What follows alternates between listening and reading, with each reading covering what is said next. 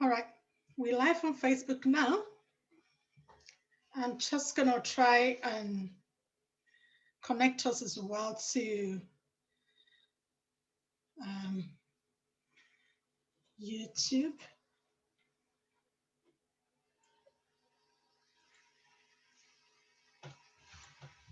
Okay, I'm not sure I can do this simultaneously. What's the time now?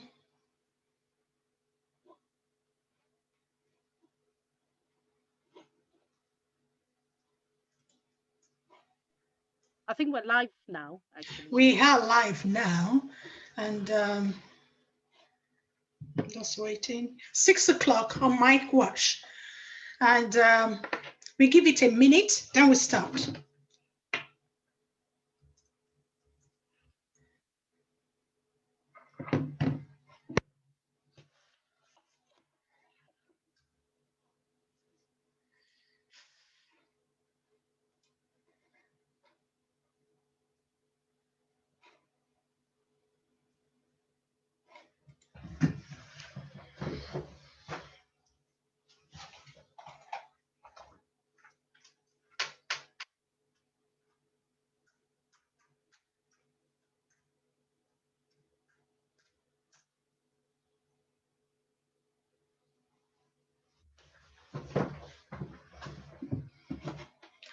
All right, Stephanie, can you stop sharing now so I can?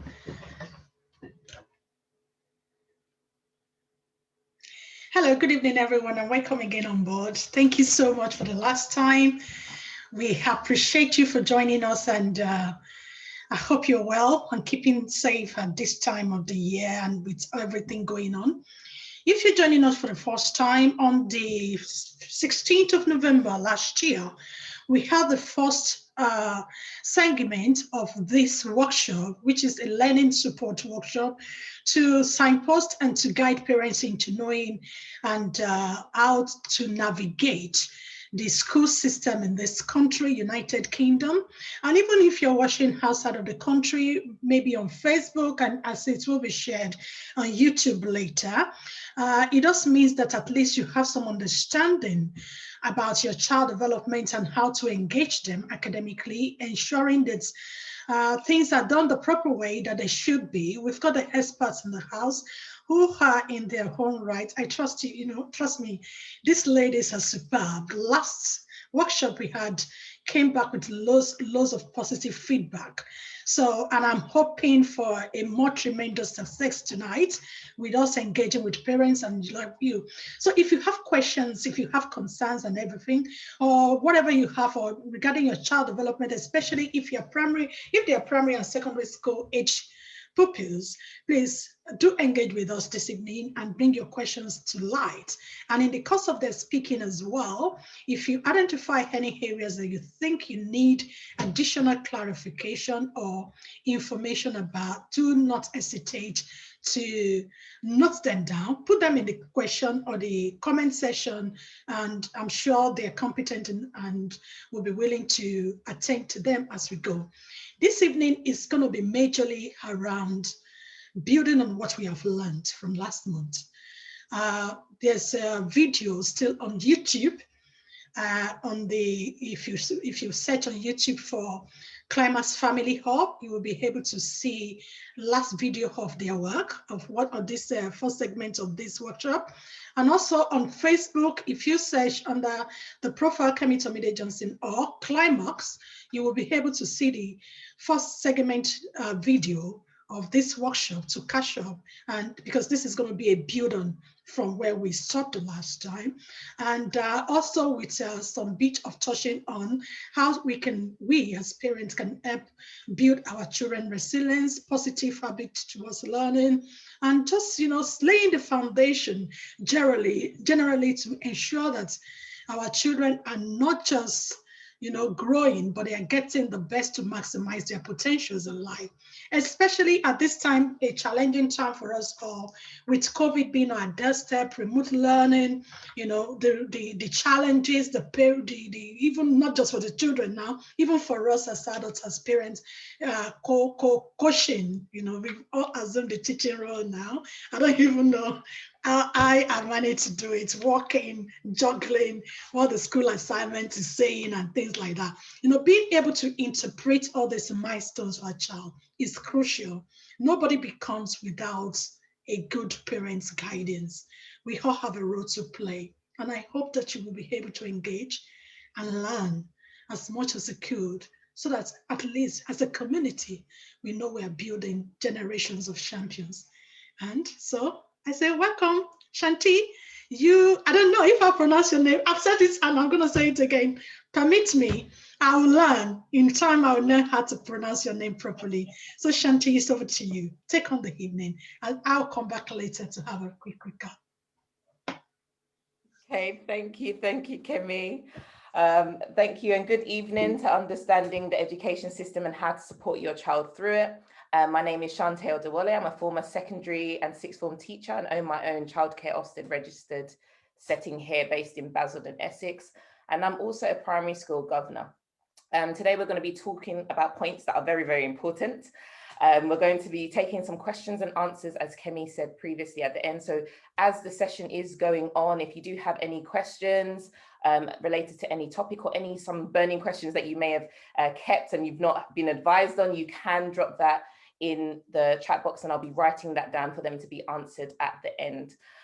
We're going to be bringing on Shola Alabi. She's a qualified teacher and a education and parenting consultant, a speaker and best-selling author. She's also a multi-award winning entrepreneur in the private education business. She is the director and owner of two, not one, but two thriving and successful education tuition centres based in London and Essex. And she's also the creator of Parent Box. So without further ado, handing over to Shola Alabi. Thank you so much for that intro, Shanti. Thank you so much, Kemi, as well, for another opportunity to do one of the things that I love to do the most, which is, of course, sharing, caring and loving. Something that's really dear to my heart, of course, is working with children, supporting them through their learning, working with parents, making sure that they're in the know-how, and of course, supporting teachers, because they are the ones that can also help to bring out the best in our children. So tonight, I will be taking a part of the conversation. I'm just going to talk for a short while, and then I'm going to pass on the baton to my dear friend, Hepsi. And honestly, it's such a lovely feeling to be in the midst of your friends doing, what you love to do the most. So Shantae, once again, thank you so much for that, for those accolades. Kemi, thanks again for the opportunity. Heps, it's lovely doing life with you on here. So I will be taking the primary segment. So I will be talking through understanding the primary years, of the education system. And I'm also going to be shedding a bit of light on the different key stages. A key point that I would also be talking through tonight is the different testing years, or the different types of tests that our children will come across during their primary years. And one thing that I always say is, if you know what to expect ahead of time, then you can plan for it. Okay, so one of the things that I'm actually going to be talking about tonight is, of course, sharing the test. Thank you very much for that, Hepsi. We got there in the end, didn't we? And also just talking through what we can do to support our children and laying a lot of emphasis on habits of learning, learning skills and the lot. So first of all, I'm just going to give a brief explanation of the primary year. So the primary education is the first stage of formal education that your child gets after preschool. So of course, when they leave the early years, the preschool, they land in the primary school. So that's the first stage of formal education that your child will experience. Now, the primary education begins at age 5. So for some of them, they will be 4 going on 5, depending on the month of the year that they were born. And it actually continues until they get to the age of 11. So between the ages of 5 and 11, your child would go through the primary years. Okay, the primary years is made up of the key stage 1, which we'd always call the infants in school, and key stage 2, which we call the juniors. And this starts with the reception class. The reception class kind of follows the play-based learning, which they were used to when they were in preschool. So when they were all with Shantae, you know, at preschool or primary, at nursery, they would have actually been learning through play. And then once they get into primary school, the first year, which is called the R year or the reception year, their learning is based on play. So it's play to learn. Now, then they move into year 1, and then they get introduced to that formal learning. So the national curriculum is another important tool that I was going to pick on today in comparison to the last time, because of course I know that, as I said earlier on, if we know ahead, then we can plan based on what we know. So the national curriculum specifies the standards your children should reach in each of the subjects. So of course, for all the subjects in the primary years and of course the secondary years, which I'm sure Hetzi will be talking about later on, the national curriculum specifies all what your child should learn, and it also ensures that the standard follows all through from school to school across the subjects in the whole country. So year 1 would follow the national curriculum. So of course, reception, which is the first year, is kind of play to learn. Then when they get into year 1, they then begin to follow the national curriculum. And that's just a book or a site. You can actually access it online, where you've got all the information that your child would have to learn. Okay, and that should be the same across all the schools. And as I said, one of my key phrases or one of my key codes, if you would like to use that, is if you know what to expect ahead, you can put a plan in place.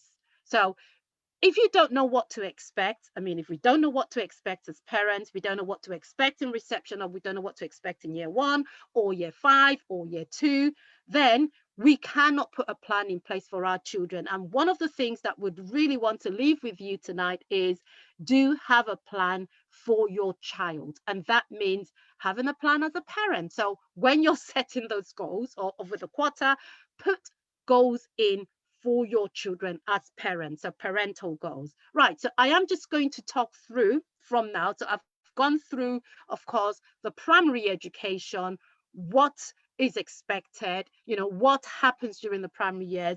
Now I'm going to just talk about, I'm going to move on to, you know, the tests in the primary years. And then I'll go on to cover, of course, the starting them early, the ability versus expectations, and so on and so forth. But I just thought I would kind of just go in that flow this evening based on what we spoke about in November. So the test in the primary years, and I have actually put this just for those that are in England. I have added Northern Ireland, and I've added those that happen in Scotland as well, just so that if there are people watching around the world, well, around the UK, you know, it's not just based on what happens in England alone. These are tests that also happen in the primary years in Scotland or in Northern Ireland. Okay, so in reception, the first test is the baseline check, and this happens in reception. Yes, I know they've only just come from preschool, but as soon as they get into reception, they do have a test which is called a baseline check test. Okay, and then once they actually move in, and this happens between the ages of 4 and 5, between the ages of 4 and 5 as well, they do have like a foundation phase or an early years, and I'm sure Shantae would actually be quite familiar with this, which is not a test, but it's more or less like a report. So this kind of highlights all the different, or the progress that your child makes during the different milestones. So that they take into their primary school. So yes, your child gets tested right from the onset, which is why we really need to be aware of these things. You know, we're sharing this so that you know, and then would also share ways by which you could support your child through all of these processes. The third test is the primary one assessment, and this happens in Scotland only. So not relevant to us in England, Northern Ireland or Wales, but in Scotland, they do have a primary one assessment. The one we do as well here is the phonics check, which happens in year 1. So when your child moves from reception, after they've done the baseline check, they move into year 1. In England, they do have the phonics check in year 1. Okay, and this is a part of English. Phonics is the way they actually learn how to read. So of course, if we're aware of that, we can begin to incorporate some of this phonics into their daily routines, or, you know, once we're aware, we can begin to support them in that regard. Right. The next one is the Key Stage 1 SATs, and that I'm sure will be familiar with a lot of us parents. This happens in year 2. And this is like a national test where your child would be tested in their reading, in their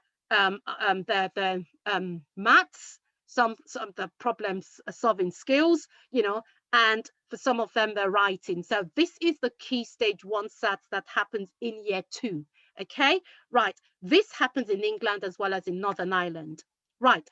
The next one is the Primary 4 assessment, and this happens in Scotland only. So I am just, like I said, emphasizing this just in case there are people watching from those regions, so they are aware. Right. The next one is the multiplication test check. And this is fairly new, actually. Well, not new anymore. This was introduced in 2019, where your child gets checked, I think, between year 4, ages 8 and 9. And this happens in England. So their times table skills is being checked as well. So they do have a multiplication table check. The next one, second to the last, is the Key Stage 2 SATs, which happens in year 6. So every child in year 6 in the state primary schools will have a Key Stage 2 SATs exam.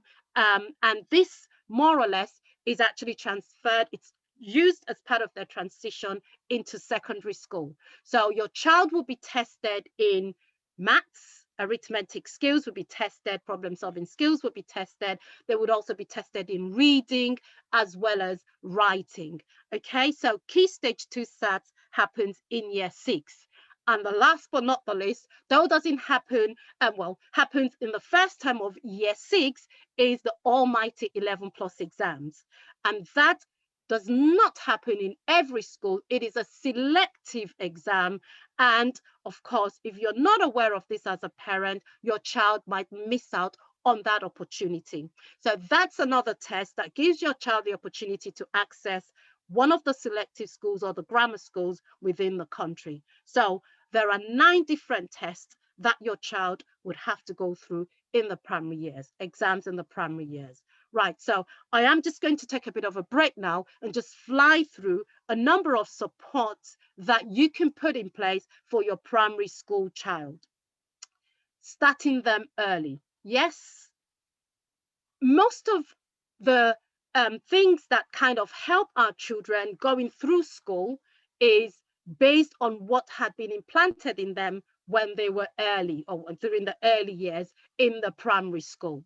Please do not worry if you have not put these things in place yet, but honestly, it's better to start later than never. Okay, and as I said earlier on, one of my key codes, and this is from me, is if you know what to expect, then you can put a plan in place. So of course, starting early could be at any time. Doesn't have to be earlier on with the age, but starting now, that we're hearing the information is really key.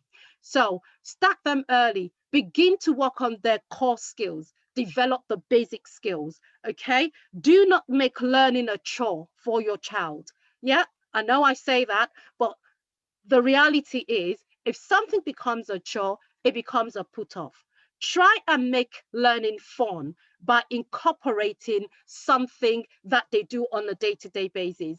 A lot of the posts I share over the course of the week, because it's half-term week, are things that your child can do in a creative way, but they're still learning. You know, find out these things. They're all over the, all over the net. If you'd follow me on all my social media handles, you would see different types of activities that are free, that are online, that you could use to help to develop those core skills for your children. What it's really important is putting a structure and a plan in place. Once that is done, your child might struggle at the beginning, but if you start with a little bit on a consistent basis, they will fly with it. They would actually just swim with it. It's just like going to bed, waking up. Yes, sometimes your child might not want to, but as soon as they find out that this is not going to change, they swim with it. So please do start to help develop those core skills early, using resources that are fun and exciting. Right, teach them how to learn. Okay, recognizing or reorganizing information is a way by which can help your child to learn. I know that a lot of our children do not actually understand the skill of studying or how to learn. Let's put it that way. But honestly, it's as easy as helping them reorganize the information. So say, for example, their times tables, okay? If your child is learning the 4 times table, just reorganizing it and saying to them, if you double your 2 times table, that's your 4 times table. Alas, you know, they know their 2s, they double the 2s, they've got the 4 times table. So just reorganizing the information is a way to help them to learn. And honestly, they latch on once it actually is reorganized. Okay, I would share a website at the end. I'll share with Kemi. Kemi can actually share it, you know, with the feedback she shares with those who register, where you can actually, it's a popular online tool which helps you to kind of improve the depth of processing, which of course is reorganizing information and helps your child to memorize anything, and it's fun and exciting. Right, looking at your child's ability versus their expectation. The way by which we could support our children is understanding their ability. Not every child, and of course, this is fact, is an A-star student. If your child is a B student, of course, supporting them in that regard to gradually improve is what would get the best out of the child. So if your child is a B student at this point in time, your expectation should be moving them from the B to just the next level, not from the B to the A-star, or from, you know, a 6 to a 9. There are steps between the 6 to get to the 9. So ability versus expectation for us parents. I am a parent as well, and I do have very high standards. I have high expectations, but of course, understanding where your child is at with regards to ability and matching your expectation is also key. That's really crucial in supporting our children through the primary years. Your words are very important. Encouraging words are better than demeaning words. Okay, your child hasn't done quite well this term. Sit them down, express how you feel, but then encourage them. Yes, I know things did not quite go well this term. We can do better. And I'm here to support you. I'm here to do whatever it takes to move you to the next level. And that takes me straight to the other point. Encourage your child to develop a growing mindset. I can do it, not I can't, or I can't do it yet, but I would work towards being able to do it. That's another key point. Failure is inevitable. We've all failed. You know, the Bible says the righteous fall 7 times, but he keeps getting up.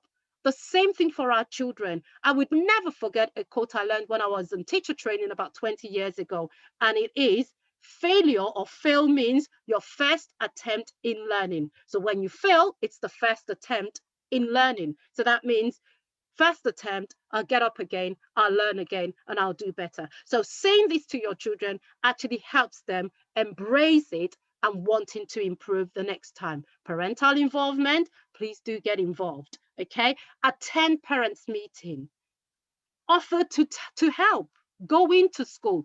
ask them, well, of course, we can't at this point in time, but offer your help, your services. Shantae is a parent governor in school. You know, she's a teacher as well. I used to be when my son was in primary school. You know, I'm always looking for opportunities to help and support. As parents, you show your face, your child will definitely follow suit. They will have that confidence because mom, dad is in school supporting. You know, find ways by which you could be of help. Get involved. Okay. Supports your child's gifts and their passion. So if your child wants to dance, then of course support that. If your child wants to work with their hands, if they're quite creative, look for arts and crafts. Look for things that can support them, because that's a point of reference to their other schoolwork. So please support their passion, support their learning. Right. Last but not the least, actually two more, get a tutor if you need help. You know, I know that there are questions to tutor or not to tutor. If you are hands-on and you understand how to support your child, if mom's the maths guru, that's the English guru, work as a family, work as a team. If you can't, then please do not suffer in silence, because if there's a gap in your child's learning in year 1, it would show up in year 4. If there's a gap in their learning in year 3, it would show up in year 5. So get the support you need. There are fantastic people here, Hepsi, myself, you know, we can actually help in that regard. So please do get help. Do not suffer in silence. Right, last but not the least, transition into secondary school is also key.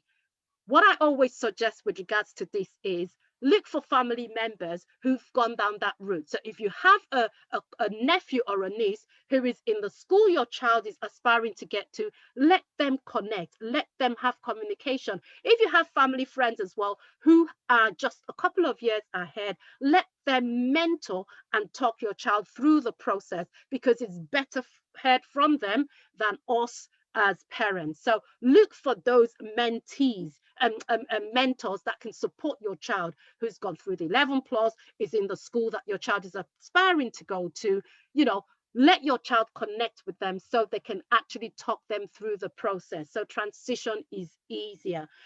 Last but not the least, and this is it, routines are really important. Now that the lockdown, well, hopefully we'll listen to Boris Johnson tomorrow, when the lockdown, well, eases off and they need to get back into school, please begin to sort out the routines, begin to get them back into that routine in a gradual process. So bedtime, please, you know, try to make sure that they begin to go to bed on time, begin to get them into the mindset of, yes, we're going to be getting up in the morning and going out into school. So please, let's try and get the routines back in gradually, hopefully before the 8th of March. So everyone is in the right frame of mind to go back to school. So that's it from me. I'm going to hand over to Hepsi now. Oopsie daisy, I was actually meant to do this in 15 minutes, but guys, I'm just about 8 minutes over the time. But yeah, thank you so much for hearing. I look forward to the questions at the end.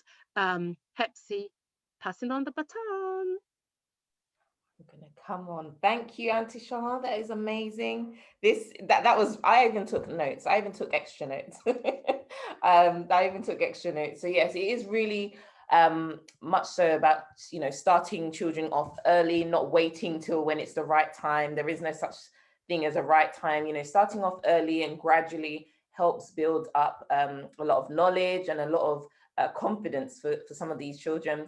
And I also took that growth mindset, because a lot of children, it's just a habit for some, isn't it? I can't do it, or you know, that I can't should be a banned word. You know, it really should be a banned word. And you know, as children, I know we're in lockdown, and some, you know, some children's routines have gone out of the window. But yeah, start as you mean to go on. I think it's really good to keep boundaries and routines to kind of keep children flowing in the right direction and getting used to certain things. But yes, thank you. I'm now going to bring on Dr. Hepsi Tago. So Dr. Hepsi is a scientist and an educator. She runs the Town Square Learning Centre in Basildon and has worked in education field since 2014. She's a multi-award winning scientist and an international speaker, and has presented at multiple conferences, organizations, and events across Europe and Africa, and on the educational and formal learning. So without further ado, Hepsi Tago. Dr. Hepsi, are you there? My mouse decided to Right. Hello. Thank you so much, Shola, for all that insightful primary school early years information. That's so my girls are 5 and 8, and so we're still in the primary stages. And yes, lots to take in. I too have made lots of notes. Okay, so we have come away from primary school, and now you need to make choices as to what secondary school you want your child to go to. So usually the September when your child goes to year 6, I believe, applications for secondary schools would open, and then you probably have up until October that year to put in your submissions, and by March the following year, when they're in year 6, you will get notifications of the places that your secondary school choices. Okay, so based on whether you went to a local school or you applied to selective school, you will then have an idea what secondary school you're going to go to. Their transition, we touched on a little bit towards the end of Shola's presentation about, trying to get kids back into routine, reconditioning the mind as they preparing to go back into school. So obviously this year we know year 2 sets, I'm not sure if those are going ahead actually, but GCSEs for now, official exams we know will not be going ahead. However, they're going to find ways for schools to assess students independently. So what happens to secondary school? Under normal circumstances outside COVID, right? You're now in year 7, you have the selection of subjects that the kids are now having to be doing. So we have your standards, maths, English, science, you'd be doing history, geography, ICT, some languages. Based on the school that you go, you may have other options that not every school would offer because they're not compulsory, okay? But the main compulsory ones would be your maths, English, and your science. And then normally history, geography, and ICT, schools have to offer those as well. So year 7 and year 8, okay, everyone is doing the same thing. Everyone is doing the same subjects. However, the actual GCSE curriculum tends to start officially from year 10, but some schools will start them from year 9.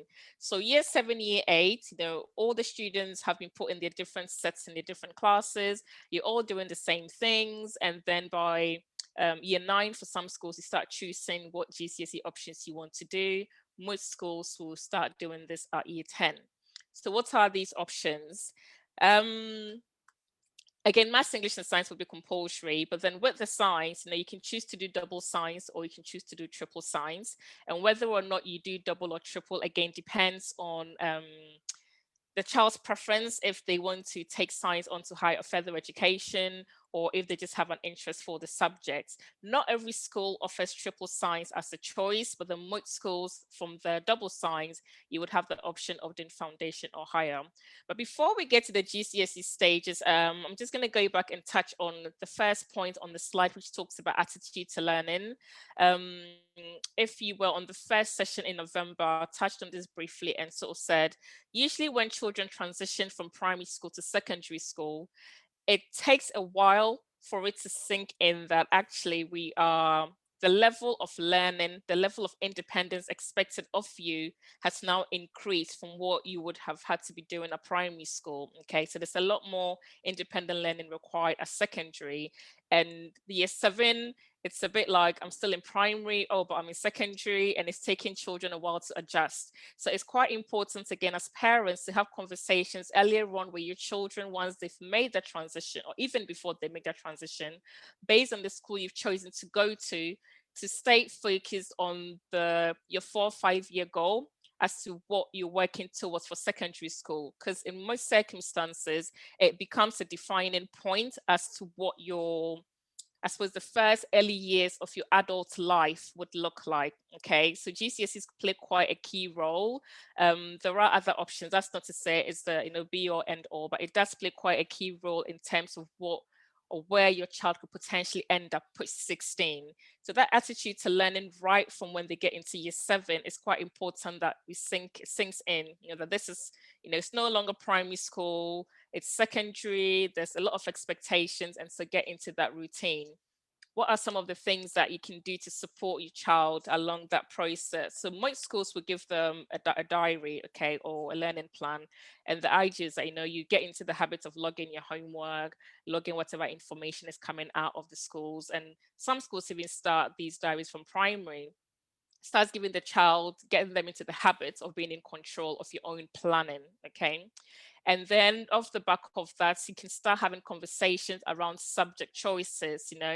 You're doing all the subjects available to you from year 7. So it's a case of, okay, which ones do you enjoy? What classes do you not like so much?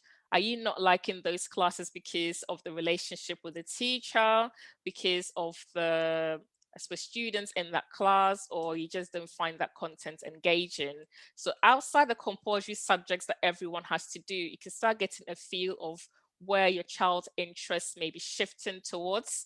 We all start to wonder, well, not we all, a primary school, one minute you want to be an air hostess, the next minute you want to be a caterer or a chef, the next minute you want to be a TV presenter, or perhaps work in the NHS in whatever healthcare sector that your child may be getting inclined to. These change all the time. So having those conversations right from when they get into secondary school and the subjects that they're having, it's important. So together, with child and parents, you start getting a feel of where your children's interests may be lying, and you can start supporting them in those areas.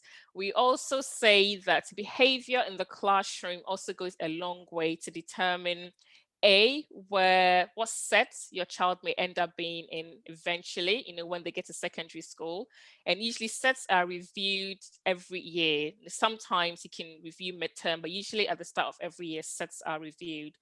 When I say sets, I'm talking about the groups that your child will be placed in.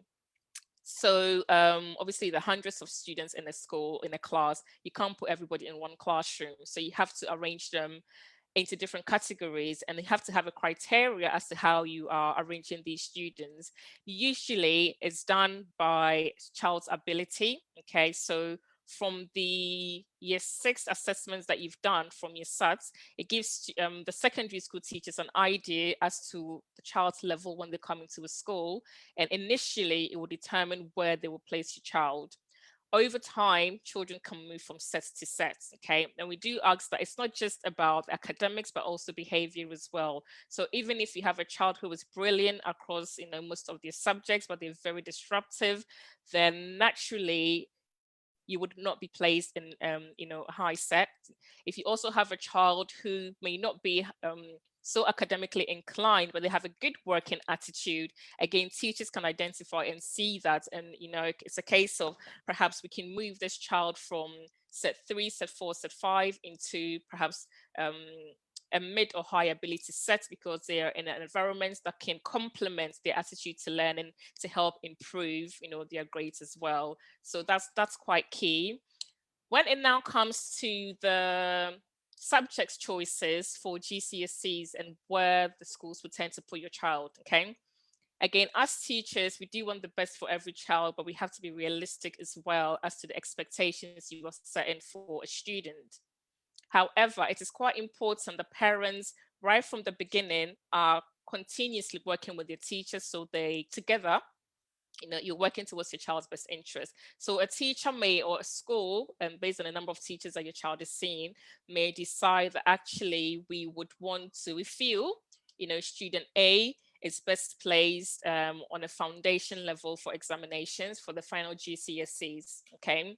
And then you as a parent feel that I can give my child that extra boost, and they can have the potential to sit a higher paper. So what is the difference between a foundation paper and a higher paper? English, everyone does the same exam across English. When it comes to math and science, however, so I'm focusing on the compulsory subjects, okay? Your geography, history, music, arts, everyone sits the same exam. The math and English, you have a choice of either sitting a foundation paper or sitting a higher paper, okay? When you sit a foundation paper, regardless of what score that you get, your grade will be capped at what was traditionally a C, but a 4 or maximum a 5, what we call level 5 at the moment. So with the new grading system, it goes from a 1 all the way through to a 9, 9 being your A star, 1 being your fail, and then the pass mark used to be a C with the old traditional system, at the moment, the pass mark, it's borderline 4, but then you want to get a 5, which would be your high level C. Okay, so if your child is booked in to do foundation at GCSE, then the maximum grade they are looking to attain is going to be a 5. Okay, you can even get 100%, it will be capped at a 5. If you feel that your child has a potential, to boost it up from foundation paper to a higher paper, of course, you don't have to put in extra work, but you now have the option of being awarded, higher than a 5. You can get 5, 6, 7, 8, or 9. There are reasons, there are various reasons that inform our teachers of schools why we will put a child in for foundation and not higher, because rather than going to set a higher paper and having the potential of getting a 3, which would then be a fail, if you feel you're borderline and you can definitely, be able to get a 5, then in the interest of whether the school or the child, you will not automatically, teachers would prefer to put you down for foundation.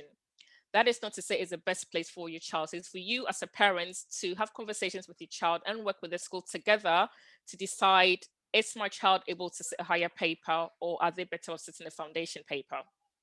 If, for example, you're thinking of doing a science at secondary school, then you don't want to be doing foundation, okay? You want to be doing a higher paper. From the higher paper, whether it's foundation or higher, you still have the option of doing double science or triple science. Difference being, if you do double science, you are getting awarded 2 GCSE grades. So you will still sit your physics, chemistry, biology, but at the end of your GCSE exam, it will get averaged out 2 grades. So you either get a double A, a double B, a double C, okay? It will just be 2 grades. That's my little people in the background now. Okay, so if you are going to do if you do triple, then you're getting 3 GCSEs. So you're going to get your awarded 3 subjects. Okay, so you get triple A, triple B, through triple C, and that is the difference between your double or your triple. Okay, and then it comes down to exam bodies. I've touched on working with teachers. So yes, there have been situations where schools have put students down to do foundation. Parents have kicked against that, and the child has been able to exceed with their higher. Okay, we're doing their triple, and there have been instances where it haven't quite worked out. So again, you need to know your child, as we said previously, and then together decide on the best option. If you are, if you do make the decision to go for a higher paper, they need to be aware that it's a lot more work and effort that you need to be putting in, primarily from the child's point of view, and also support from the parents and working with teachers to make that happen. Okay. Every school decides on what exam body they are going to use. There are 3 main exam bodies across the UK. So we have AQA, we have Edexcel, and we have OCR. Okay, there is you can do the international GCSEs that is usually run under Edexcel, and then you have the WJEC as well, that quite a few, not so many schools opt for that exam, but the most common ones would be AQA, Edexcel, and OCR. The national curriculum, in terms of what students need to know, is the same regardless of what exam body you are going to do, but the difference is in the style of exam question, the style of the content, and the way students are expected to answer their questions. Okay, and so as parents, you don't decide what exam body you want your child to sit. This is something that the schools already decide. So again, you can find out from your schools as to what GCSE exam body the students will be using, and you can support your child with those. Finally, it comes to the GCSE preparation stage. So yes, most schools will start from year 9, but serious work has to start from year 10. Okay, so from year 10, you need to have a clear plan, as to how your study is going to go. Most schools will aim to get all content covered by the end of first term year 11, and then second term year 11 is spent on revision. I always tell my students the curriculum, okay, hasn't there's been slight changes, every so often there'll be slight changes, but the actual content of the national curriculum for years has been the same. Okay, it's updated, you know, to add in a few things and take out a few things, but it has been the same.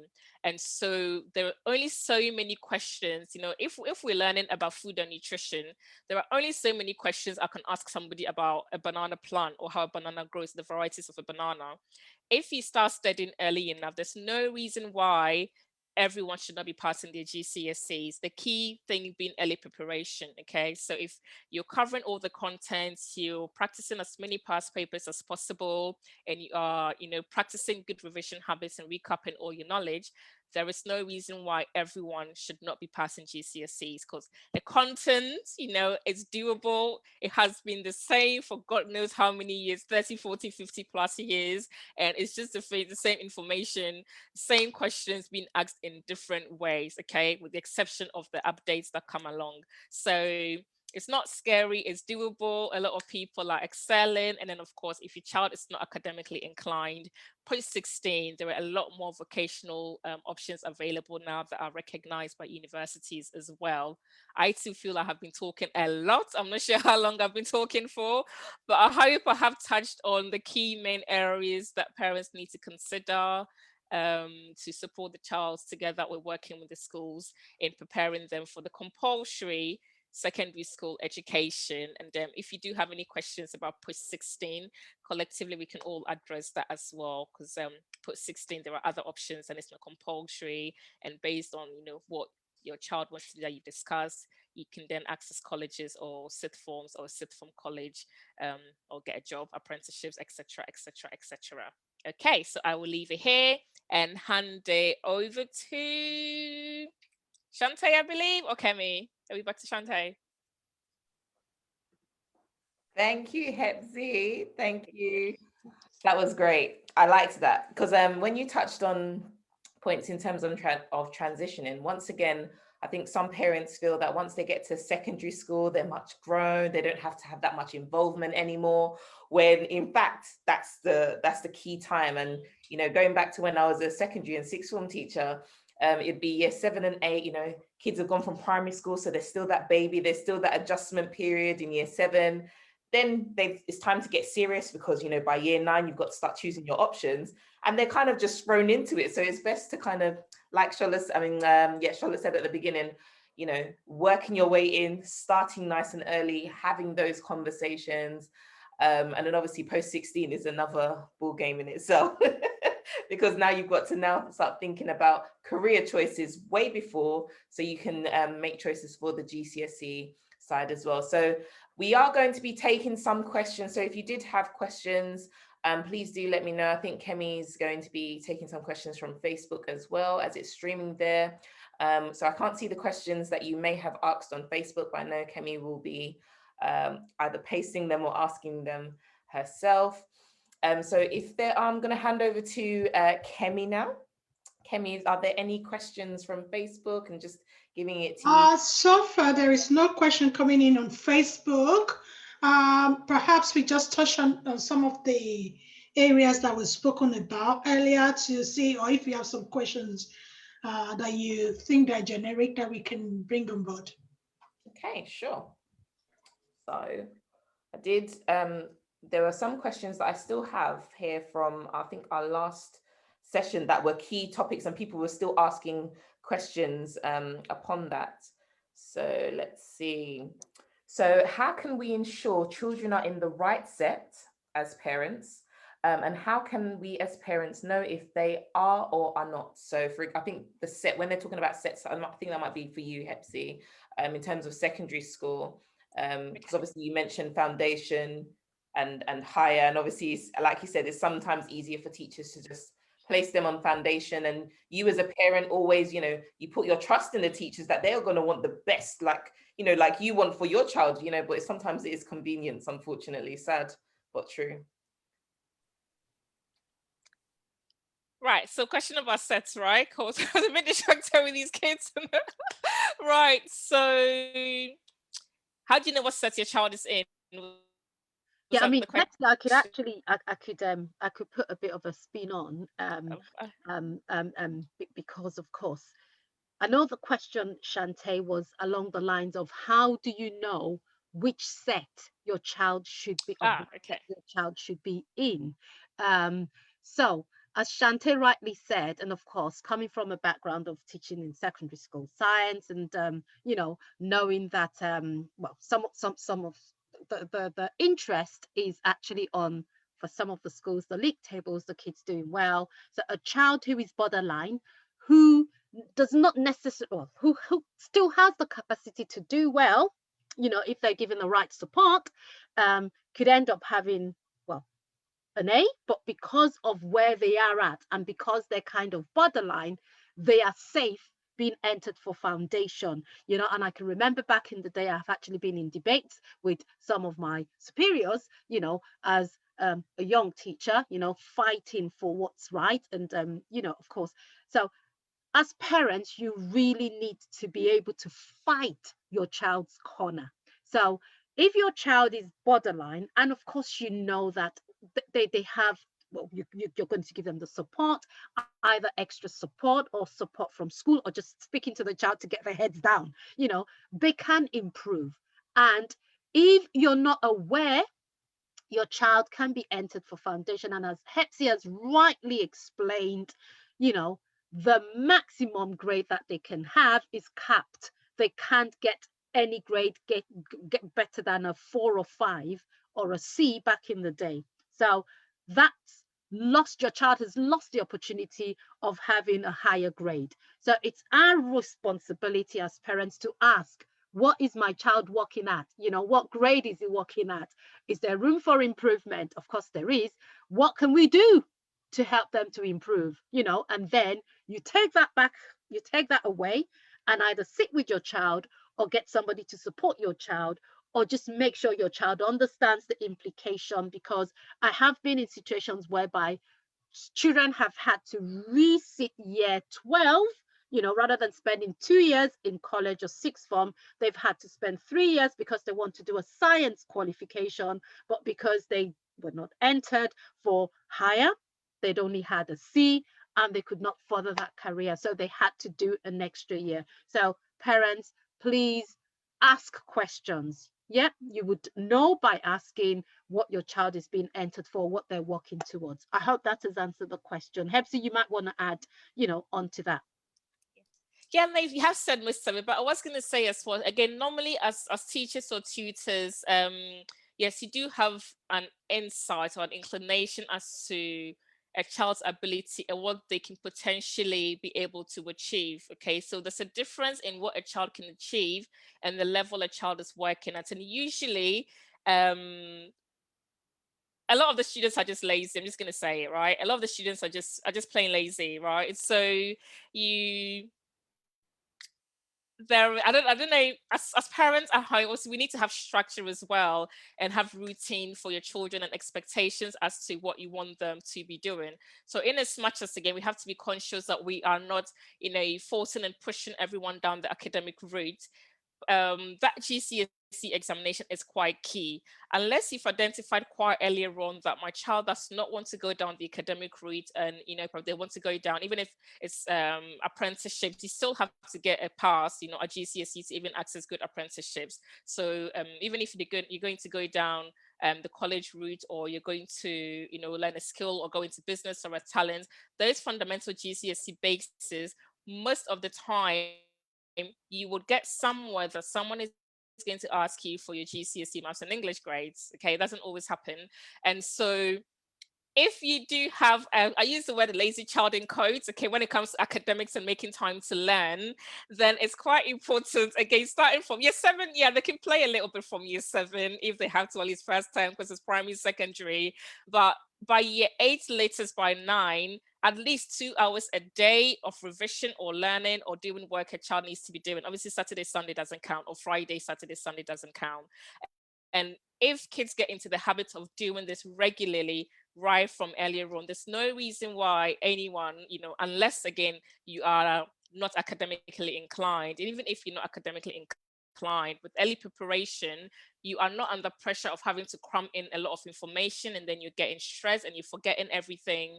And so they do say, quotes time. Success is the progressive realization of a worthy ideal. And so if you start from year 9, you're doing a little bit every day, you have your revision cards, you have your whether pictures but better for you, and you're just doing it consistently. Examinations, honestly, it's not hard. Exams are not hard at all.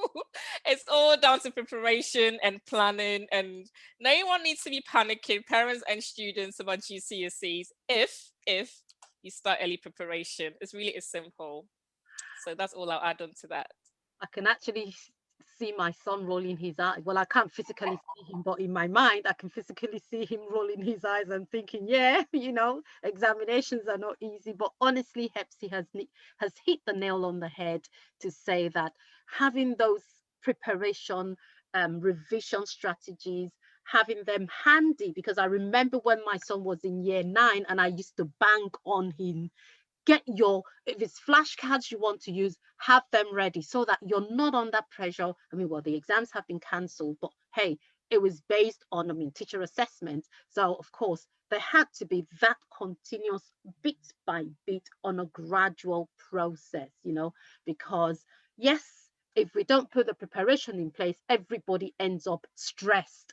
And that applies to us as adults as well. So please, moms, dads, sit them down. Another thing that you could do is just get them somebody who they look up to. I know Hepsi would have quite a number of her parents asking her, to speak to their daughters or to their sons about these things, because sometimes, actually most times, because my son has a mentor, my younger brother actually sits on top of him. They have regular weekly sessions where he asks him what's going on, so look for somebody. Fantastic question. Look for somebody that you trust, obviously.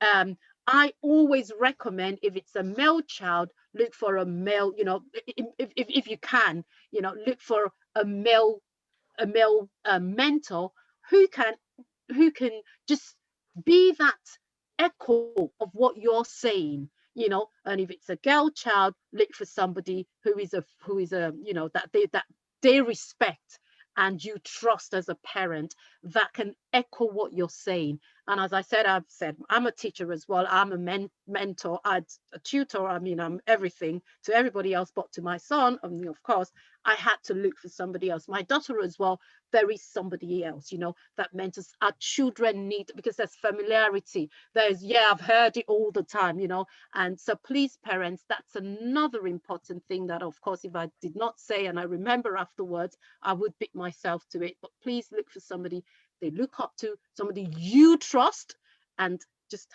hand them over, okay? Because it does go a long way, okay? That was fantastic. I like that. I definitely agree with that. I definitely agree with that. We do have one link to what you just mentioned, which is how can parents identify mentors? Okay. How can parents identify mentors? I'm assuming that's maybe coming from an aspect of maybe not having maybe a male mentor within the family or something like that.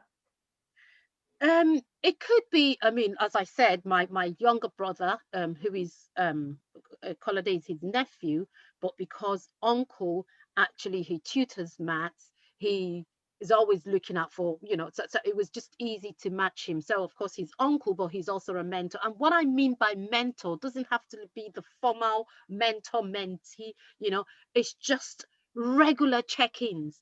Okay, your assessment, I've just got your assessment. Colade, I've sent it to Uncle Dari to have a look at it, because he needs to know where you're at and blah, blah, blah, blah, So of course, next time he would definitely want to do well, because he knows it goes straight to, so it could be a family member who, of course, has an interest in your child. It could be their godfather, or their godmother. It could be somebody in church, if you're, but it has to be somebody that you trust enough to let your child let your child to that, you could let your child have conversations, or you kind of trust your child into that person's care. So if I can quickly add my voice to that, from my angle as well, because like every typical parent coming into this country, some of the terminologies that I use in school and the way, starting from something like the phonics. Anyone who went through the primary education in Nigeria would tell you that the way we did our phonics is quite different from what it is here.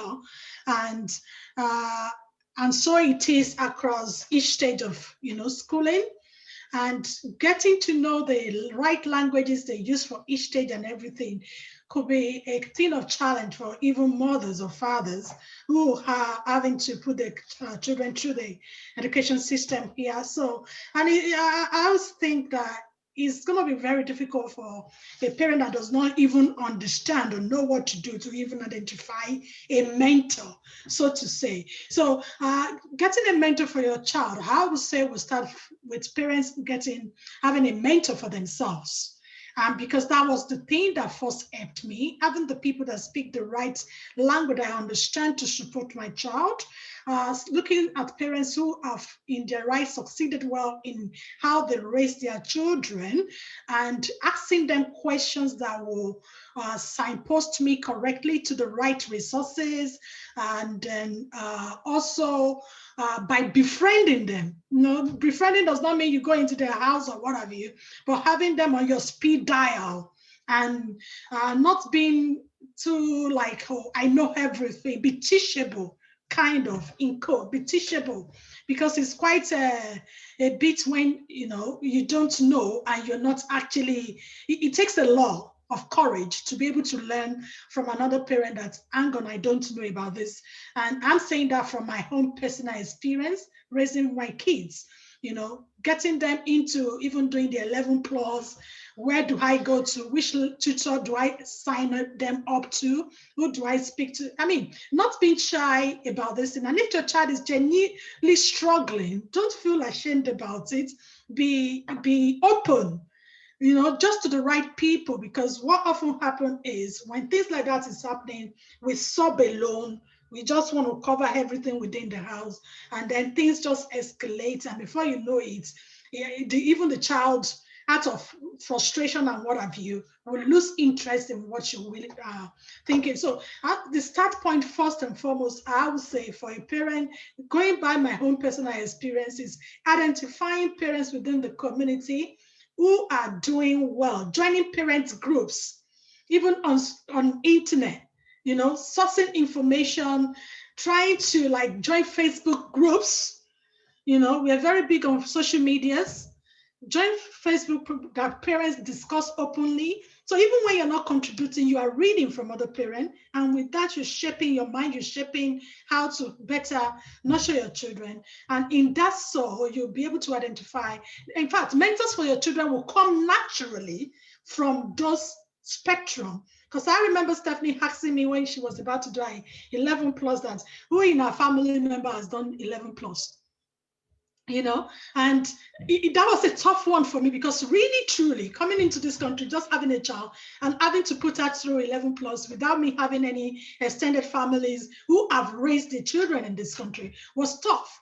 But having the network of, people who, for instance, have put their children through 11 plus, they've succeeded, went to uni, and then asking them to meet with them one-on-one, speaking to her, engaging to her, that kind of build kind of confidence and courage to say, you know what, I can do this. And then she went on to do. So I think that's crucial. Thank you. That's wonderful.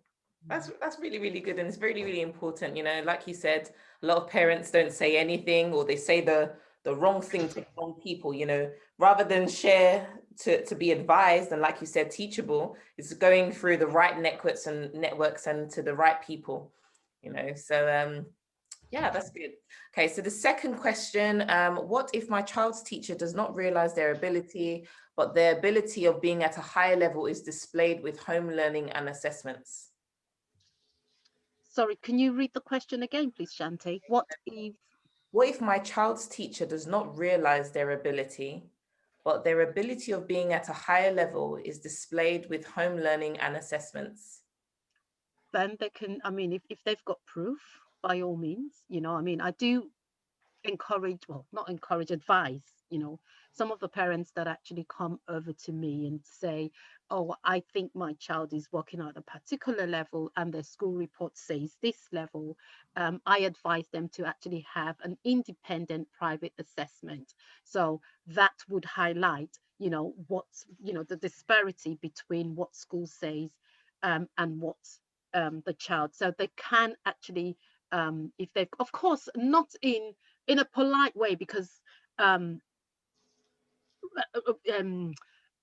approach is very, very important. So if you do have proof, of course, from home learning and matches what, of course, they should be learning at that year within the curriculum, and you've got proof to show based on what they've done at home, then just reach out to their teacher and say, in a polite way, obviously, with the right approach, and just send them a message and say, oh, there must be, there could be a mistake here.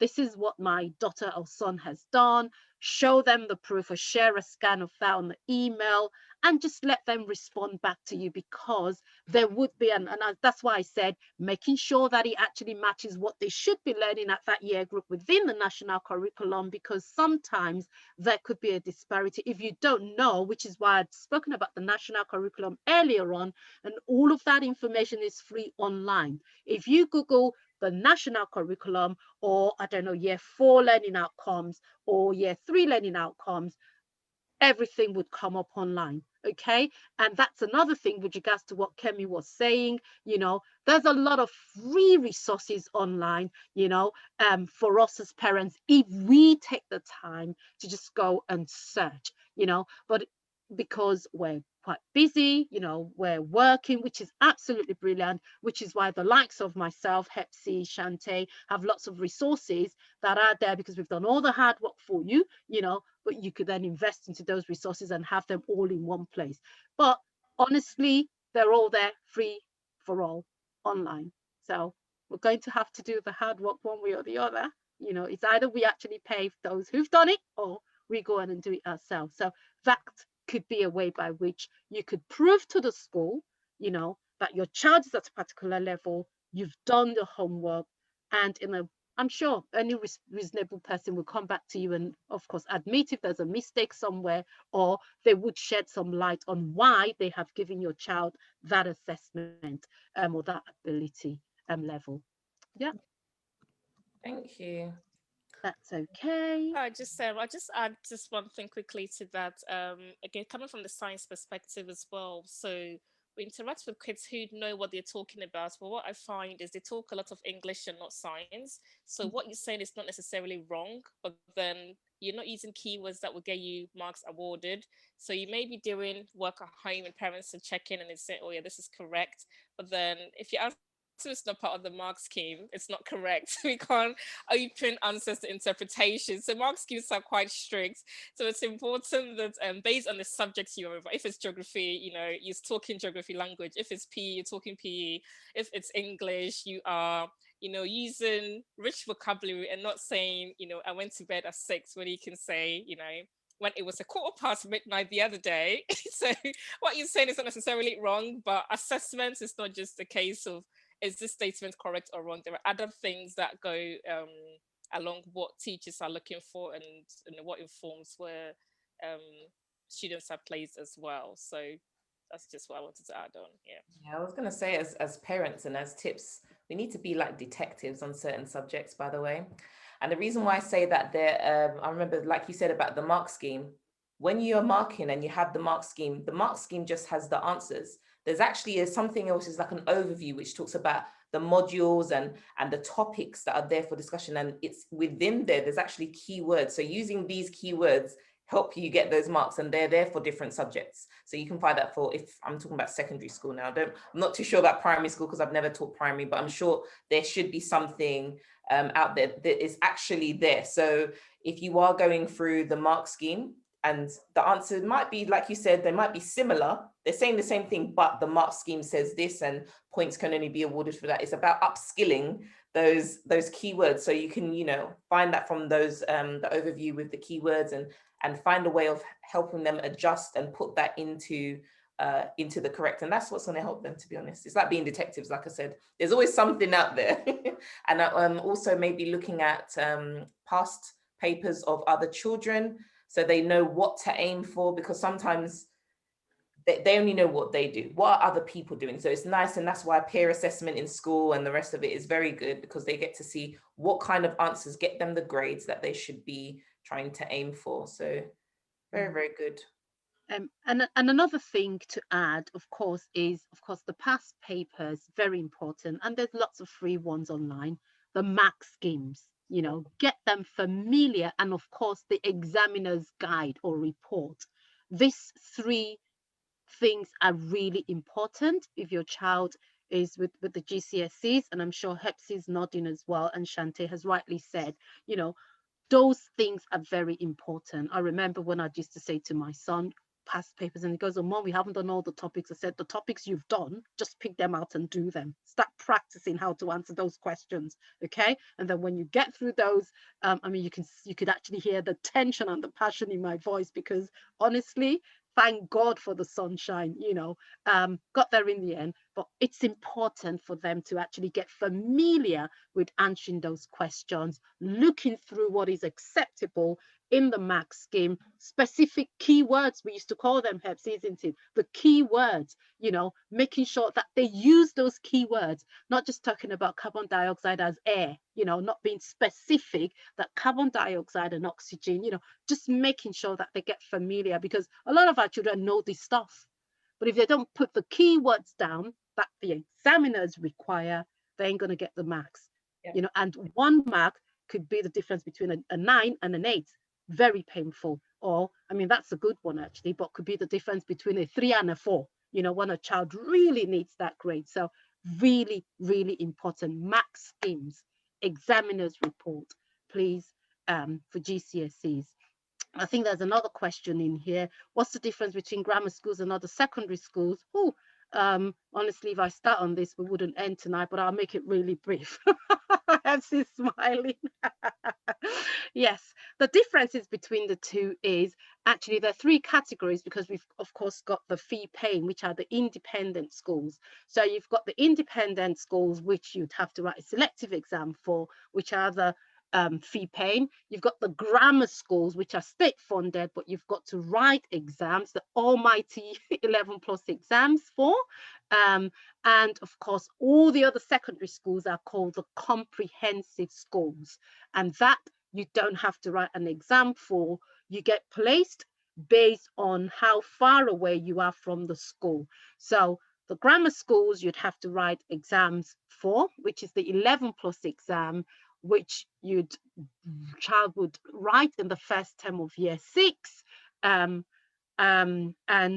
it's an exam that you'd have to begin to prepare them for right from the early years in primary school, getting the core skills in place and building on top of that.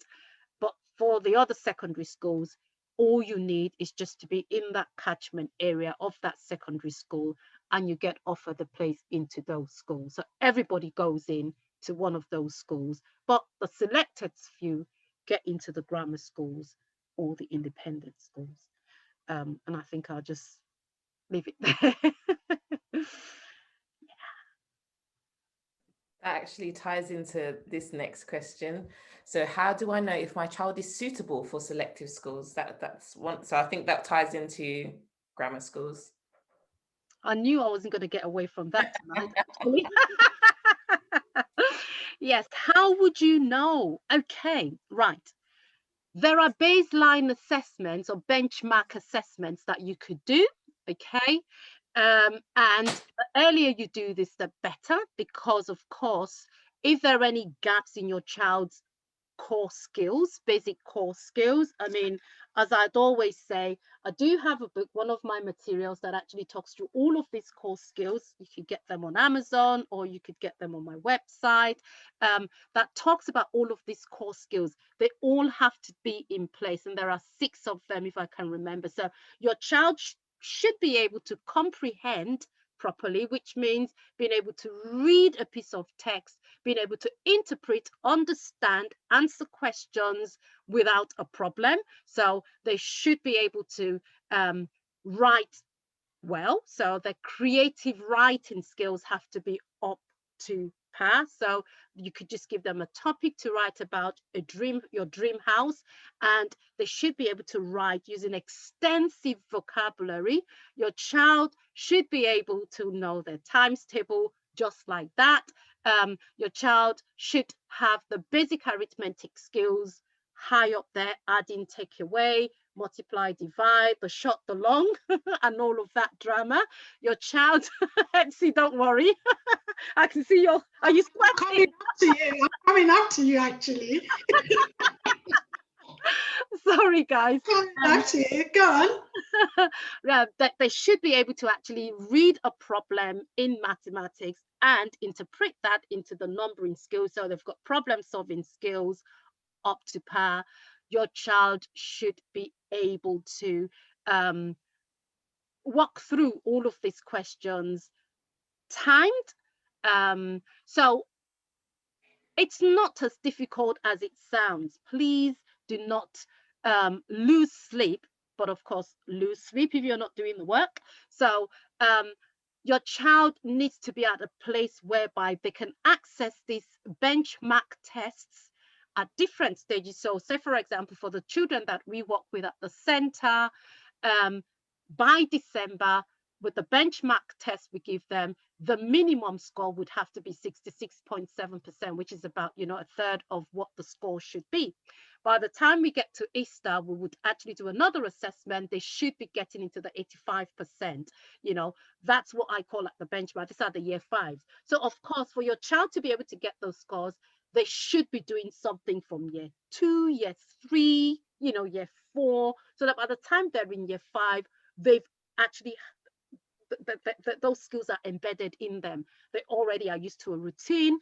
They already are used to walking through all of these type of questions, so that they are not under too much pressure, when it gets to the time that they're in year 5. Because the last thing you really want, and I want, honestly, for any child, is to be under undue pressure and they end up having, mental instability. They're having a nervous breakdown. They're under too much tension.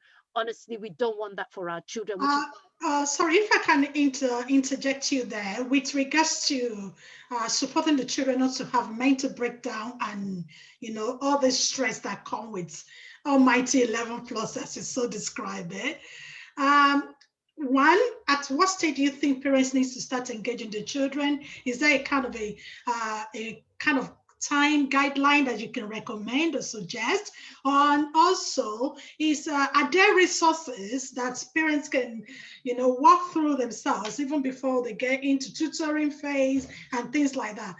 Just a little bit of bite-size of information on how to get parents started without overwhelming their children, so to say.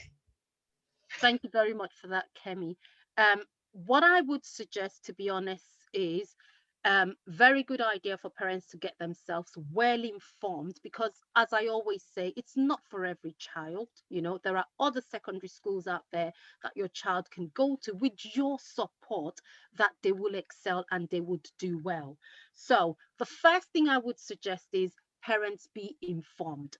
Okay, so not trying to patronize myself, but of course I have two books, well, a number of books, but the two that I would suggest is Parents Understand Your Child. You know your child's ability, you know their capacity, you know their personality, you know their gifts and their talents, all in there. Having a plan for your child, it's all in there. And then going on to choosing the right school for your child, based on your knowledge of your child, then you can begin to look at the pros, the cons, the differences between the different types of schools, and how to help your child develop those core skills. Those core skills are all documented in that book, so you are informed yourself. There's absolutely no year, except if your child is in year 6, they've lost out at that opportunity. But even if your child is in year 5 at this point in time, and you're happy to work with your child in bite-size activities and being consistent, please, by all means, it is doable. So there is a website called 11plus.co.uk, I think. If you just Google, honestly, 11 plus resources.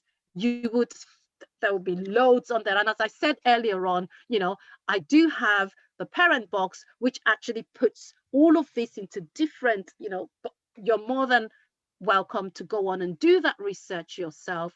And as I say, there's a lot of information online that can help support your child in that regard. But first of all, parents, be informed, know your child's capacity before you begin to put them through the journey that you'd want for them to. Kemi, I hope that answers the question. Okay, thank you so much for that. Shanti, over to you. Thank you. The next question that we have, how is best to prepare my child for Key Stage 2 tests? Obviously, I'm assuming that's not even, they've been cancelled this year. So I'm assuming that's... This year there's nothing to do. Yeah, Just that turn up was at the school first again. The Key Stage 2 tests haven't been cancelled. Yeah, that's the SATs. We haven't Year heard 6 SATs have not been cancelled. We haven't heard anything in that regards yet, Shantae. I'm sure I read it somewhere that they've been cancelled or they've been postponed. But Key Stage 2 SATs, no, that's not until May anyway. So we don't know Probably yet. get postponed So then. We'll Well, we don't know. we'll wait to hear from Uncle BJ tomorrow. And then I thought I read But that usually, online. usually I was gonna say when kids start year 7, a lot of schools do a baseline assessment again anyway at the start of year 7. So regardless if they don't go ahead, that's not to say, okay, you know, books closed, chapters closed, just get ready to start year 7, because they will get reassessed first month that they go into year 7. Most schools will reassess them again. They call it baseline assessment, you know, just so they match up. Yes. The CAT test, yeah. They can match up the results from primary school with where the child actually is when the child came to them. Yeah. After 6 weeks, somewhat the brain may have been fried. Yeah.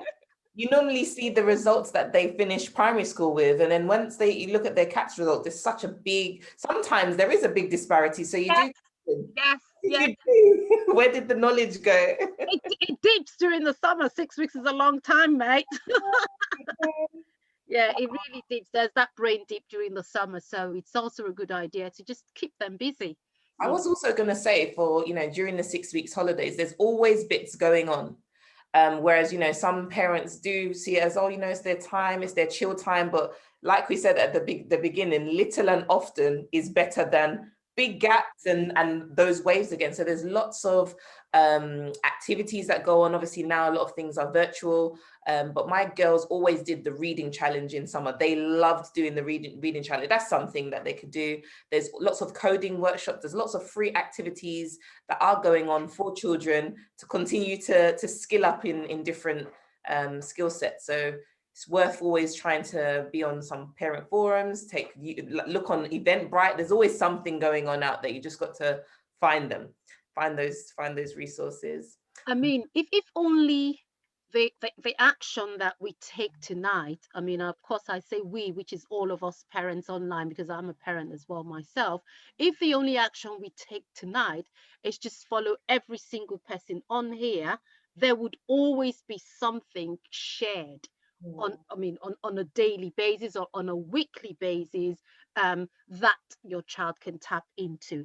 As I said, over the last week, every day, I have always shared something that could actually tickle every child's fancy during the half term. Tuesday was pancake day. Hey, and that actually includes some learning, because you would measure, you know, the amount of flour, you would get quite a lot of mixing. So it's not a traditional way of learning, but your child is still learning something. So measurement is a math skill, you know, so there would always be something trending, you know. So if we're on social media, let's add the action of looking for something that can help my child develop one of these core skills, you know. So look around.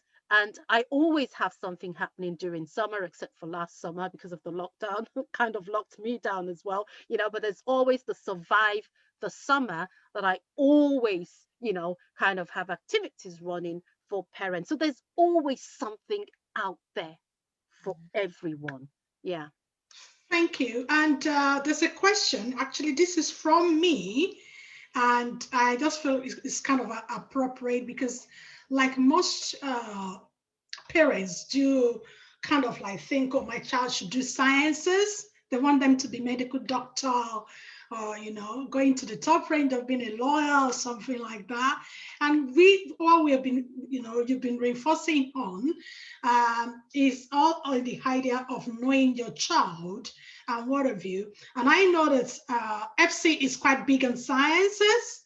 So I will want FC to specifically address this, sharing your personal experiences and also, you know, telling parents, someone like myself, of course, I'm not like that, but, the African parents are mean. So, what to see, what to expect, what to identify, because before we push children towards that direction and what the challenges are likely be in terms of what it's the pros and cons really. Thank you. Okay, so yes, let's all do science. Yes, I will answer this frankly. So obviously as a scientist or science communicator, we do advocate a lot of I would say encouraging kids to do sciences post-secondary to A-level and higher education. And the reason why we advocate for that, one, there's a national shortage of scientists in whatever sector, and so that's one reason why there's a lot of advocacy for encouraging a lot more students to do STEM. Okay, or the science related question, sorry. The second thing is also because when it comes to breaking down social barriers, okay, so statistically, one of the career areas where children from low socioeconomic backgrounds are able to perhaps be the first person to go to university or be the first person to have a well-paid professional job is usually careers in the STEM sectors. So we advocate for children doing STEM because it helps to transition of improving social class. Okay, so that's the other one. When it comes down to the third aspect is that, so it's one of those subjects that I can do math and physics at sixth form and decide to go do a music degree at university and I will get an offer. Okay, but you can't do music at sixth form and decide to go do physics at university. No one would even look at the application. I'm exaggerating here, but yeah, you're not going to get in. Okay, so there are advantages of doing a science or two at sixth form for all of these reasons. Overall, if you do get good grades when you do those sciences, if you are science inclined or STEM inclined, you tend to have a lot more options available to you. So there are a lot of scientists who branch out into non-science related fields, but because they do have that science background, because of the process of, I suppose, analytical process and, practical, experimental methodology and all of those, there are a lot of transferable skills that can be applied to other sectors. Hence why we tell everyone to come do science, aside the national shortage of the sciences that the whole world needs in general. That aside, practically as well, not all STEM sectors would offer you the same level of work-life balance. I'm talking from having been a professional scientist and coming into education and other areas now. I am speaking honestly. It's an amazing subject, and yes, there are other avenues to it. But if it comes down, I remember when I really wanted to go to medical school, and I had a frank conversation with my parents. And at the end of the day, it came down to, when you're projecting, 20 at the time, you're a teenager, right? 20, however many years from now, what work-life balance do you want? And do you want to be working 24 hours, 7 days a week based on the sector you're choosing? Or do you want a situation where, you time value for money, etc., etc., etc. But for the school kids that we're talking about right now, if you do have the ability to excel at science, I would encourage at least you carry on with that science, because it just gives you a lot more options when it comes to making those university choices. Of course, once you get to that point, you are free to chop and change and go wherever you want to go and then make your own decisions.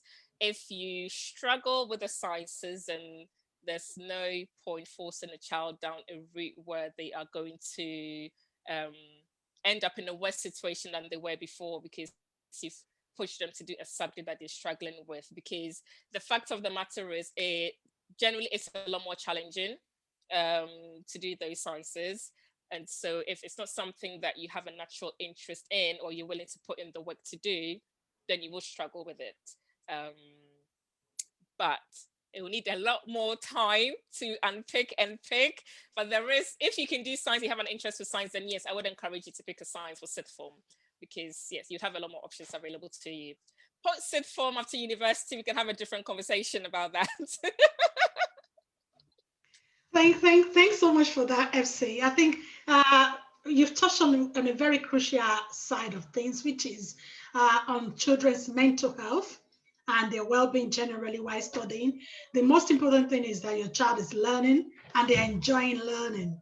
It shouldn't be made to look like a chore or kind of a painful process for everyone. And just to add to what you said, a lot of people studied something different in the university, and they ended up doing something, otherwise. So it doesn't have to be like a set zone that it has to be this. But if your child has the capability, yes.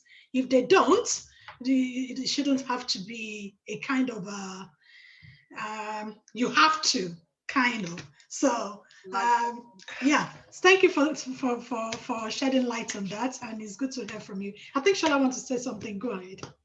Oh no, I just said it shouldn't be a life sentence. I was just kind of adding to what you were saying, that if a child does not have the capacity or the ability, honestly, it's pointless. I mean, I'd always use myself as an example, although, I mean, my daughter is a politics and economics graduate from King's College in London, but at this point in time, she's into the fashion world. So she has her own enterprise, making her money, and doing quite a lot of those. So it's just making sure that, I mean, for me, it's a case of, yes, education matters because it gives you the opportunity to make choices.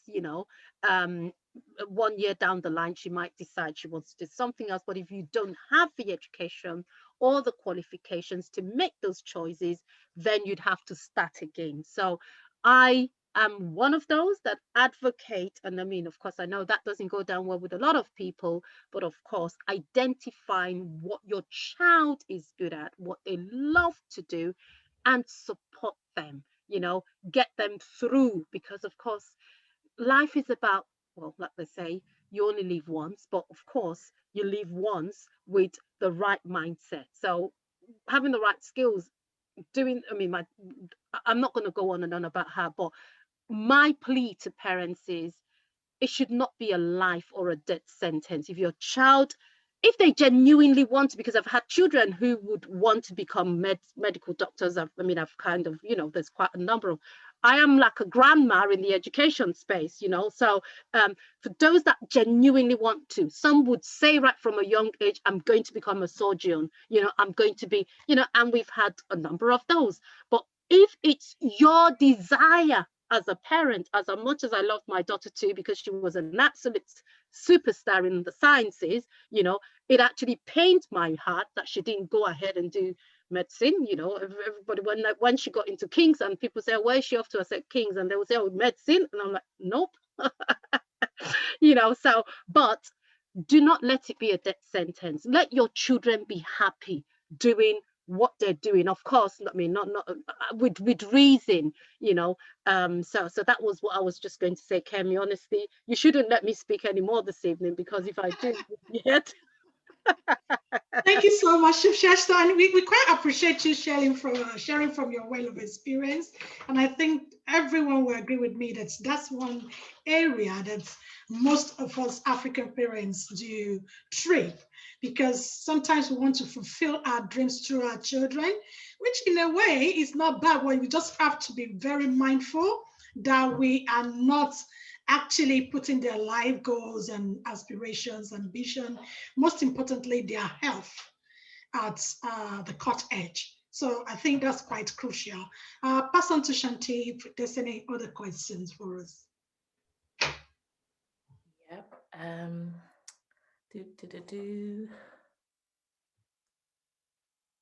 I think this is the second to last one. So if my child wanted to, I think this is tied into what we've already discussed. So if I want my child to study medicine, would they need to take triple science or just double? They put A-level chemistry, but I'm assuming it's the same thing. So triple science or double science? Yeah, okay. So I'm guessing the chemistry is in bracket because yes, if you do want to do medicine, chemistry is a compulsory subject. Usually people think it's biology, but it's not. So I'm guessing that's why the chemistry is in bracket over there.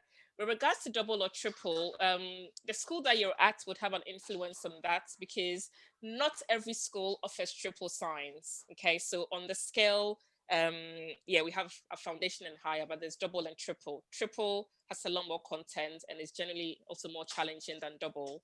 So most grammar schools offer triple science standard, so you're doing foundation or higher for triple. A lot of the state schools would only be offering double science. So you're doing higher or foundation for your double science. The advantage of doing triple science is that it makes the transition to A-level easier because there's the pre-required knowledge required for A-level biology or chemistry or the A-level sciences.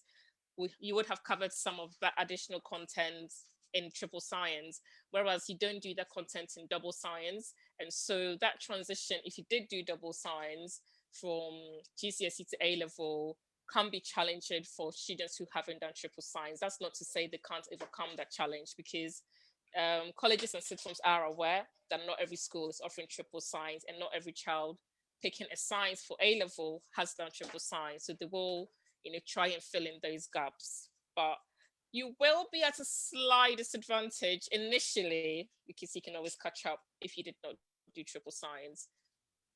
But So it's a not. disadvantage or an advantage? Disadvantage. If you did not do triple science, you'll be at a slight disadvantage initially because the A-level content starts on the notion that you already have some pre-knowledge of certain content, which is not covered in double science. Okay. But of course, not every school offers triple science anyway, which is another conversation around, yes, just barriers and social class and affluent living and the areas that you live in and the access to what you have based on your postcode, etc., etc., etc. So yes, grammar schools are important too because they all do triple science. Yeah, it's true. I hope that answered the question actually. But no, I think that excellently, yeah, did excellently, yeah. Yeah, fantastic. And then this is the second to last one. So if my child is struggling with reading, how best other than buying more books can I support them? Right, it depends on, is it the concept of reading? So are they reluctant readers? Because those are two completely different things. So is it just not wanting to read, but they can read? Do you get what I mean? Or is it they can't read, so they've got some gaps in the reading skill? So those are two different. So if they are a reluctant reader and they don't want to read, 8 out of 10 times is probably the types of books that they're being offered or that's at their disposal. So you need to find out what kind of interests them, or you'd have to do quite a lot of guided reading. So read with them, because reading is important, especially if your child is going to be going down the 11+ route. They need to have read wide to actually help with their knowledge of words, vocabulary. So if they're reluctant, they don't want to read, number one, probably look for what would interest them. I remember when my son was younger, when he was in he had to, because of course he was going down that route.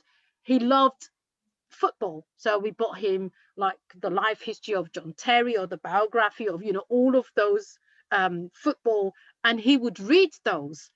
So look for what your child loves and then get them books along those lines. And if they don't want to read, then just do quite a lot of guided reading, because I did that with him as well. Used to drive to school 10 minutes earlier. Those children classic, those classic books, I think I do have some here. Yeah. get them those books. We'll read them chapter by chapter, or we might just read half a chapter. He reads some, I'll read some.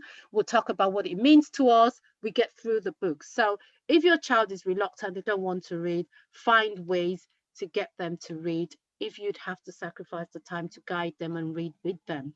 But if it's the case of them not being able to read and they have gaps in their reading knowledge, you might really need to get some help in that regard to help fill those gaps and support them with the ability to read well.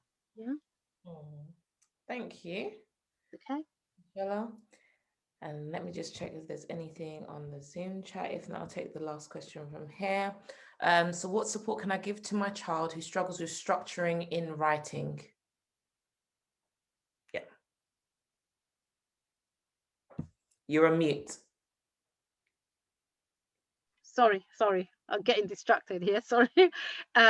Structure of writing, that is also a teachable skill as well, to be honest with you. I mean, in most cases, it's just trying to get them to think of an introduction. I mean, this is just kind of like a basic explanation of how you could help them with the structure of their writing. So have an introduction, you know, have 1, 2, 3 different paragraphs, and then have a conclusion. So that's more or less like a structure, a basic structure for your child, that your child can use when they're writing.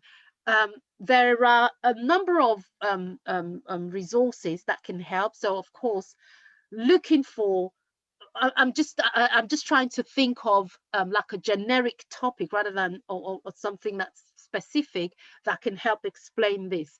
So if your child is being asked to write about their dream house, for example, you know, first of all, they might just want to start off by talking about what the dream house would contain, what it looks like, you know, just in general. And then each paragraph they can then describe using a lot of descriptive words. So that is looking at the different pieces that would be included in your child's writing. So lots of descriptive words. They can describe the front room, they can go on and describe the garden, they can go on and describe the rooms, and in conclusion just say why that is their dream house. So just have a structure, an introduction, like 3 paragraphs or 2 paragraphs, and concluding their writing. So that's like a general way to actually structure their writing. But I know that there are some specifics that your child would have, but having a general view would help them. So writing in paragraphs, having a start introduction, 3 paragraphs, a final paragraph just to conclude, is kind of like a basic general structure. Yeah. Thank you, Shola. Thank you so much. Do we still have more questions? I had one quick question, actually. I didn't see the title of these books that Shola shared. So did you have a quick recommendation as to some of those recommended books for children's books?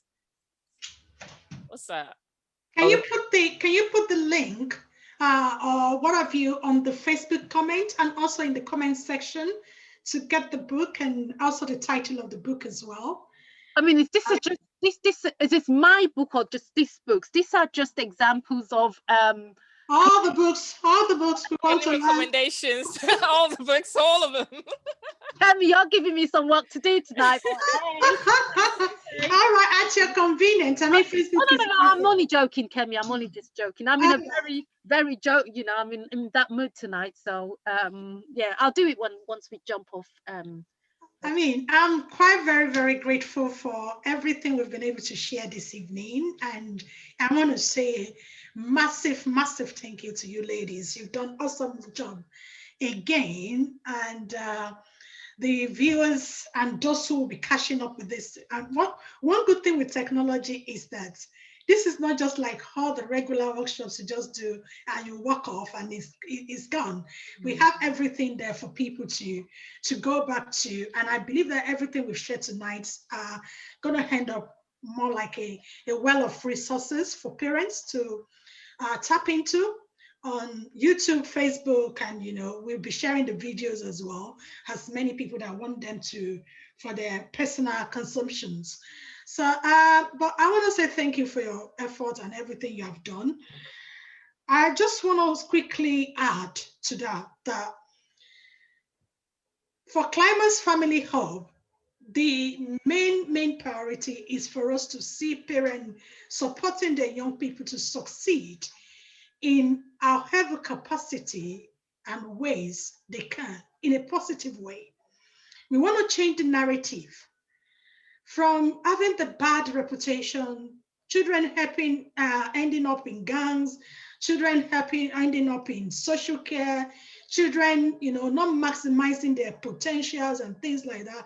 I mean, the last 5 years, we're seeing children who from African and BAME, community, even gaining more admission into Cambridge, getting more admission into Oxford, top Hallmarks University. And also we've heard lots of young people from the African and BAME community going on to excel well in their even in apprenticeship and craft and things like that. So even when we are saying this, we are not confiding that every child has to go through the rigorous academic system. What we are saying from Climax Family Hubs to parents watching us is the fact that however way you support your child, foundation is crucial.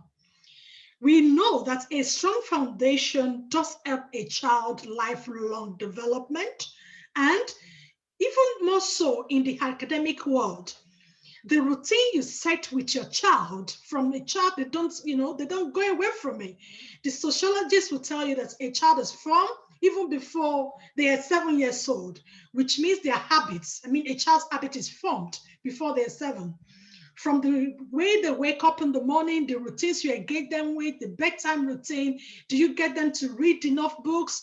The play, the kind of play you engage them with, you see, because many parents will just think, oh, my child is busy playing games. What sort of games are they playing? So this is all about parents ensuring that they engage their young people's mind, that as they are developing, they are actually developing the right combination of skill sets that will help them to maximize their potentials in life, because every child has got a gift.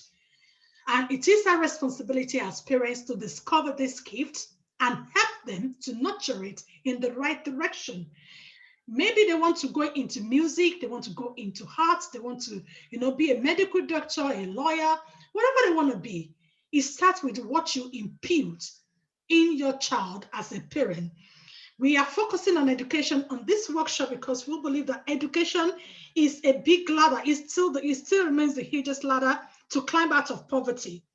A good and quality education gives children the mental, emotional, and physical skills to grow their full potential, as I said earlier.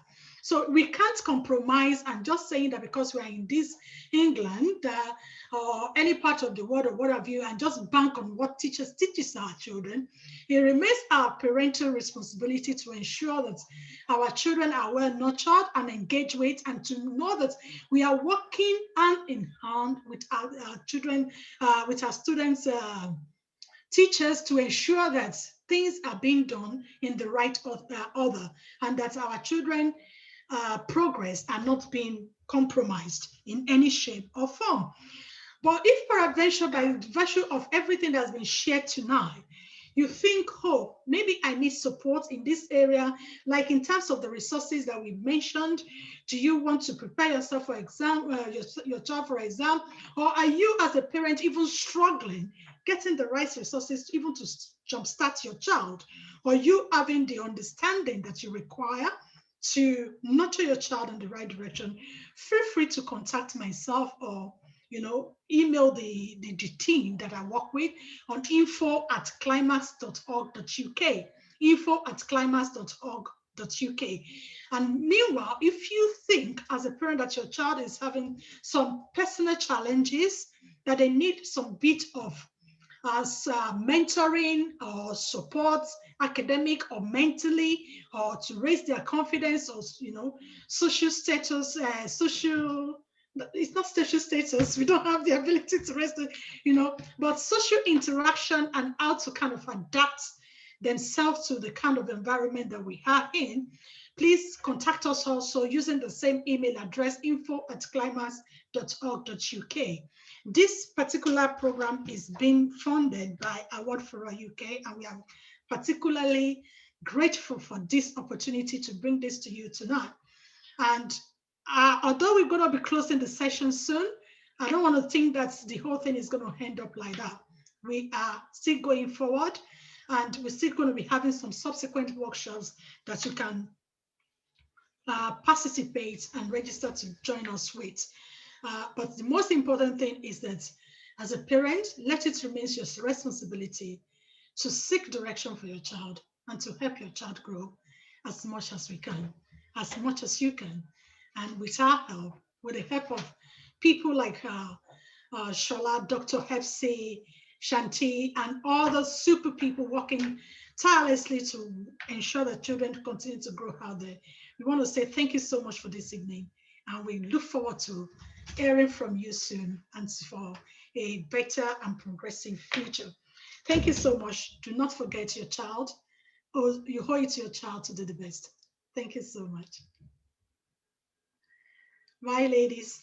Thank you, and see you again. I'll catch up with you after the event. But thank you so much for this, and we appreciate you.